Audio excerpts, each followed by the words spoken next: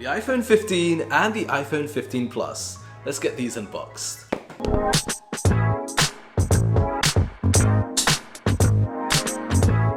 So here we are. These are the brand new iPhone 15s this year, the iPhone 15 and the iPhone 15 Plus. Now I've got one other box on the table, and that's because I've just finished putting up the video for this, the iPhone 15 Pro Max in this beautiful titanium.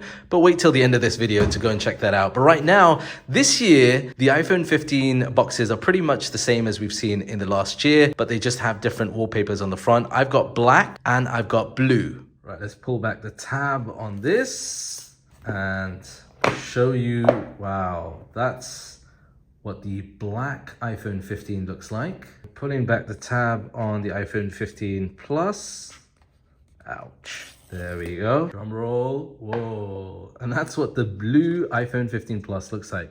Interestingly, on first impressions, most people might look at this and think that looks more like a cream or a white color, but it's a very, very light pastel-y blue almost. All of this year's iPhone 15 series, including the Pros, have exactly the same things inside the box, including just one single Apple sticker and a SIM ejector tool. And this year, all of the models have been given an update with USB-C. So in the box, we no longer get a lightning cable. We get USB-C to USB-C cable in this beautiful, hopefully durable, braided kind of finish, which is nice to see. Pull back the plastic on this, get it powered up. So this is the 6.7-inch iPhone 15 Plus, and the smaller one is the 6.1-inch iPhone 15. Now, one of the big updates this year is when it comes to the screen on the iPhone 15. So whether you go for a Plus or the standard iPhone 15, you get a brand new OLED display with the dynamic island. Now, previously we saw Apple introduce this to the Pro models, but this year this has been updated for the non-Pro models. I think on first impressions, most people might assume this year's iPhone 15s are very similar to last year's, but I think there is a noticeable difference and a jump up. What I mean by that is Apple have done a couple of things to refine the iPhone in a way that most people might overlook. First of all, from a design perspective, on the back, Apple are using something called a color-infused glass. So this means that adding color to this year's iPhone lineup is much, much more deeper than just a surface layer. It actually permeates throughout the entire glass. And that's noticeable because on the lighter colors, you'll see you have this kind of very different effect. This is supposed to be blue, but in different lighting, you'll get white, you'll get cream, you get blue. The other thing that they've done for refinement is they've made it much, much more comfortable to hold. This is noticeable with the iPhone 15, but more so with the larger iPhone 15 Plus. How they've done that is by tapering the edges, so it doesn't feel as hard or as sort of edgy in the hand when you're using it for prolonged periods of time than compared with last year. Now, year on year, we do get a bump up when it comes to the chip. And this year we get the A16 Bionic. That A16 Bionic is going to be really useful in a couple of ways. Number one, the A16 Bionic helps with that dynamic island, but it also means that you're going to get better performance for a whole range of day-to-day tasks. So multitasking should be slightly improved. You should notice that when you're gaming, more graphic intensive, particularly also with the neural engine, which now also helps to power on the back the camera. And this is another major update when it comes to the iPhone 15, because we get a brand new 48 megapixel sensor in this camera, and that camera can perform some pretty impressive stuff. Now, that 48 megapixel main camera comes with a quad pixel sensor.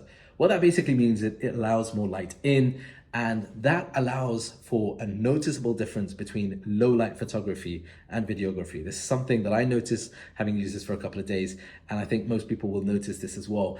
The other interesting thing is that combined with that A16 Bionic that I was talking about earlier on, and with iOS 17, there is changes now to the photonic engine that will allow you to get more out of the photography experience. One of the examples here is that with that quad pixel sensor with the 48 megapixel main camera, you're basically able to get more light in and also more information. So practically what that means is you might be taking a picture of someone in the normal mode, and then later on when you're editing that, you'll be like, oh, I wonder if I could have taken a better picture as a portrait shot. Well, now in editing, after that photo has been taken, you'll be able to edit that in portrait. And the portrait shots in this actually come out really, really nice. There's been a couple of changes with the respect to the zero shutter lag, low light performance. That means that the overall portrait quality of images, I certainly noticed, were much, much better. Right, so here's a test of the video. Currently filmed in 4K 30 frames per second, but this can film all the way up to 4K 60 frames per second, and should give you an idea of how it performs with stabilization as I move around. Obviously, iPhone video has typically been very, very good, and with the iPhone 15 and 15 Plus, they improve on that. Now, one of the things that has improved, and I think I've mentioned this already, is you have smoother scrolling now throughout the different lenses. So that's something that I've also noticed while testing this out.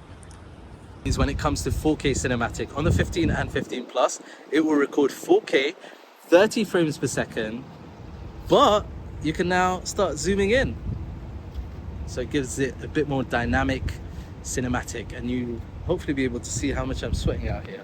It's hot. One of the important things is battery life. So battery life on this, it's been a couple of days, almost a week for me testing this out.